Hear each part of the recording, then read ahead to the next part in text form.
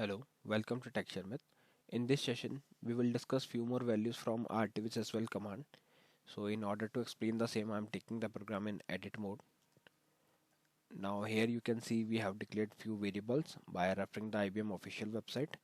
And after declaring variable, we can directly use the command. So I'm using RTVSYSVAL and then pressing F4.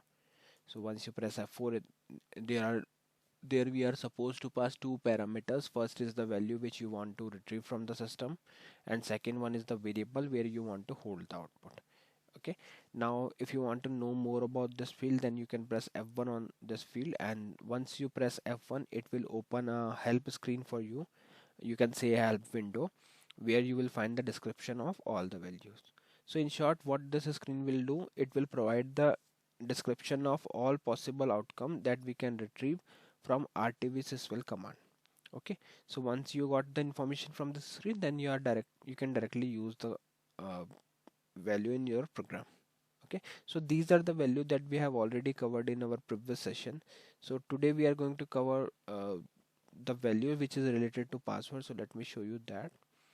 So yeah, this is the value that we are going to discuss today. First one is first one is QPWDLMTAJC, means limit the use of adjacent number in password.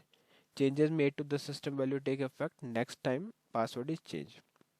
So if you are getting 0, it means adjacent number are allowed.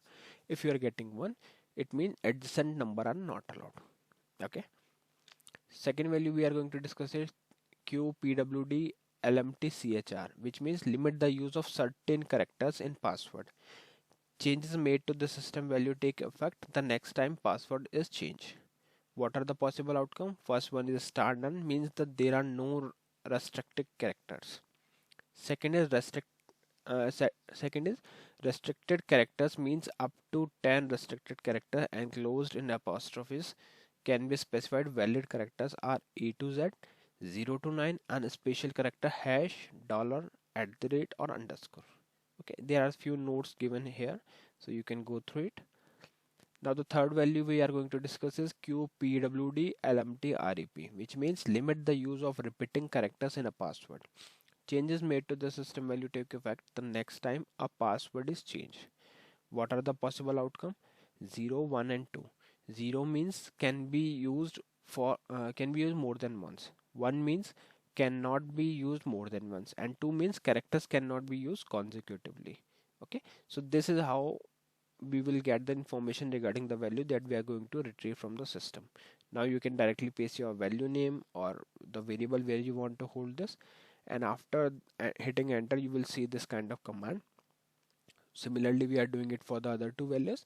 So once these command got executed, we will get the value inside our variable. Now we will print it. So for printing it, we can directly use sndpgmsg command. So just use sndpgmsg, press F4, and here you can pass your variable. As these variable is of character type, so we can pass it directly. So let's compile and see the output. It is compiled, calling it 0, star none, and 0.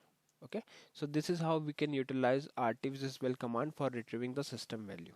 I hope this session is clear to all of you. In the next session we will discuss few more things. So thank you for watching TechSharmit.